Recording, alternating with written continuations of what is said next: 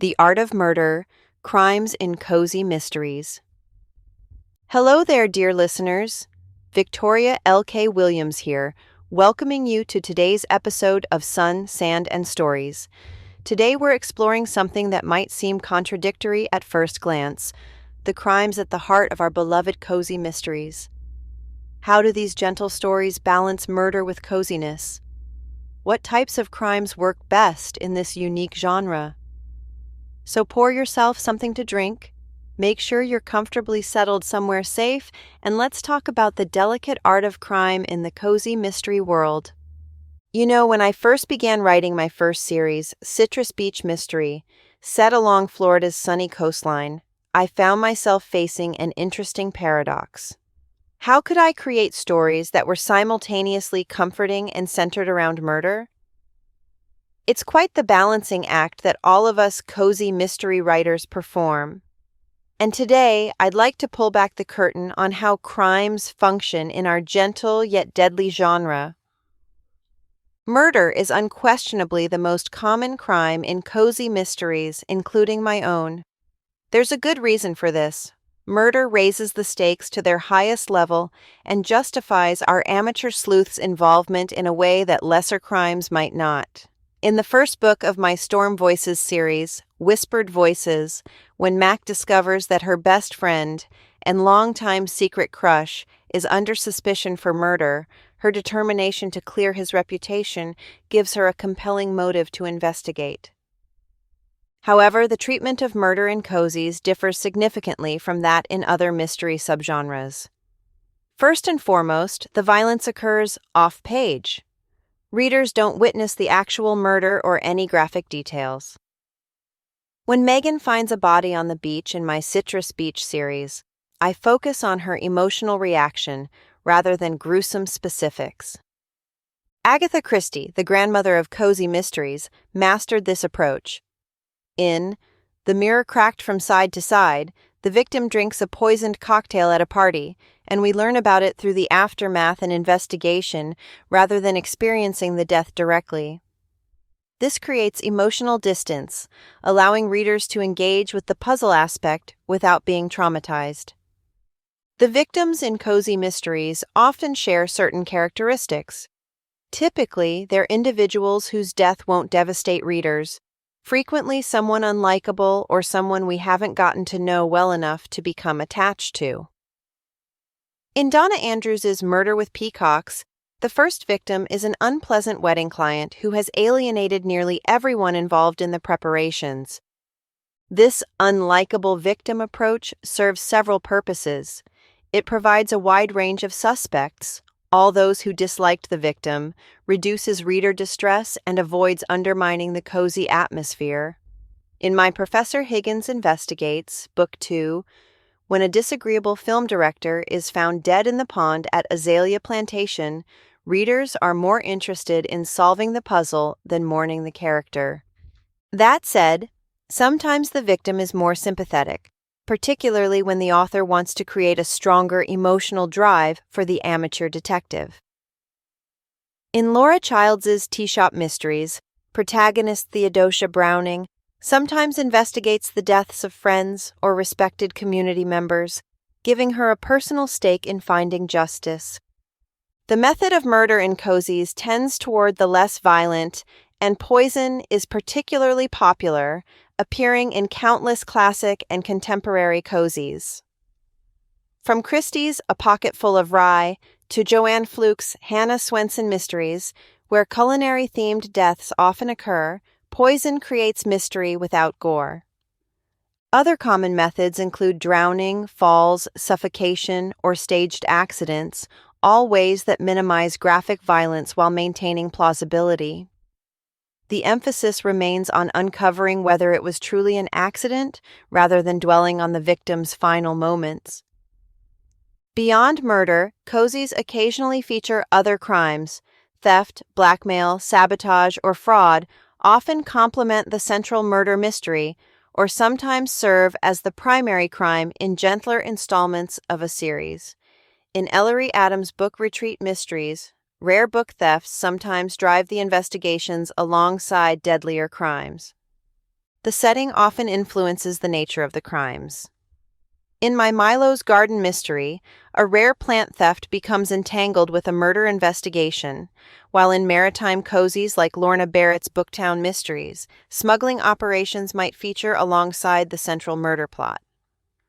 What makes crime in cozies unique is the implicit promise to readers: justice will prevail, order will be restored, and the community will heal. Unlike darker mystery subgenres where corruption may persist or justice may be imperfect, cozies offer moral clarity and resolution.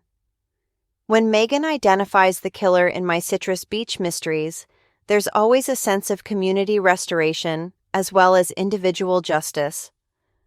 Let's examine how some best-selling contemporary cozy series approach their crimes. In Jessica Ellicott's Beryl and Edwina mysteries set in post-World War I England, the murders often reflect historical context, blackmail related to wartime secrets, or deaths connected to changing social hierarchies. The historical setting allows exploration of social issues while maintaining the cozy atmosphere. Kate Carlisle's bibliophile mysteries feature crimes connected to rare books, whether it's a murder staged to resemble a scene from a valuable first edition or a killing to cover up book forgery. These specialized crimes showcase protagonist Brooklyn Wainwright's bookbinding expertise while creating unique puzzles for readers. Jen McKinley's Library Lovers Mysteries similarly use the library setting to influence crime motives, rare manuscript theft, plagiarism scandals, or murders connected to authors or community history. This approach makes the crimes feel organic to the setting, rather than simply dropped into an otherwise cozy world. Culinary cozies like Joanne Fluke's Hannah Swenson series or Diane Mott Davidson's Catering Mysteries naturally feature food-related deaths, poisoned cookies, allergic reactions deliberately triggered, or kitchen equipment used as weapons.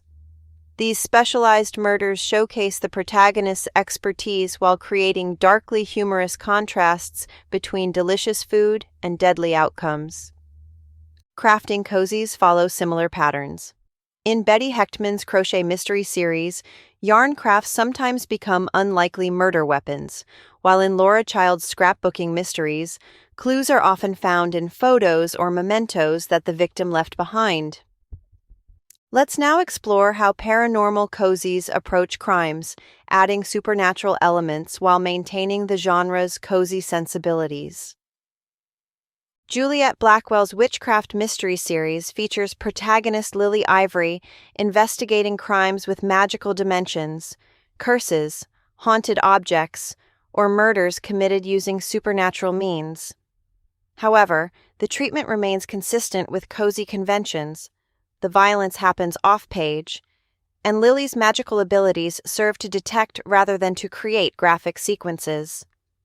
Bailey Kate's Magical Bakery Mysteries introduce magical elements to both crimes and solutions.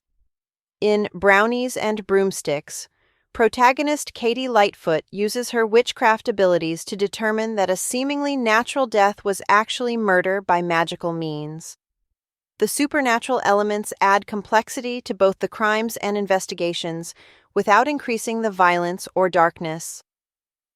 Heather Blake's Wishcraft Mystery series features a hidden community of wish-granting witches in Salem, Massachusetts. The crimes often involve magical artifacts or conflicts between different types of crafters, but still adhere to cozy conventions: minimal violence, justice restored, and community healing. Nancy Warren's Vampire Knitting Club brilliantly balances supernatural elements with cozy sensibilities. Protagonist Lucy inherits a knitting shop staffed by vampires and solves mysteries with their help. Despite featuring undead characters, the crimes remain firmly in cozy territory. Murders happen off-page, and the supernatural aspects add whimsy rather than horror. E.J. Copperman's Haunted Guesthouse Mysteries feature a protagonist who can see ghosts, including a deceased detective who helps solve crimes. This supernatural element allows for interesting investigation techniques, The ghost can witness events the living cannot, while maintaining the gentle approach to crime that defines cozies. What fascinates me about paranormal cozies is how they can use supernatural elements to both complicate crimes and soften their impact.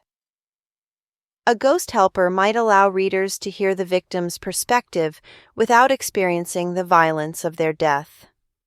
A witch protagonist might sense magical residue rather than examining bloody evidence.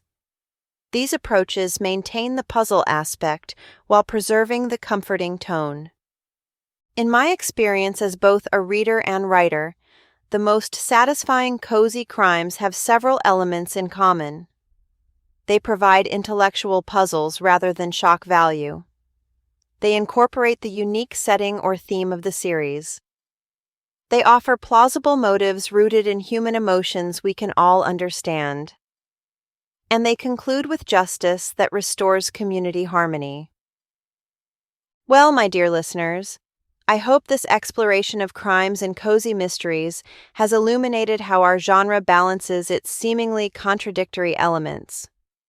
Whether it's a poisoning in an English village tea room, a murder in a haunted bookshop, or a suspicious drowning on a Florida beach, cozy mysteries handle death with a gentle touch, focusing on justice, restoration, and the triumph of ordinary people doing extraordinary detective work. This is Victoria L.K. Williams signing off from Sun, Sand, and Stories. Until next time, remember that in cozy mysteries as in life, even the darkest moments can lead to restoration and justice when a determined amateur sleuth and their loyal readers refuse to give up on finding the truth. Happy reading, everyone!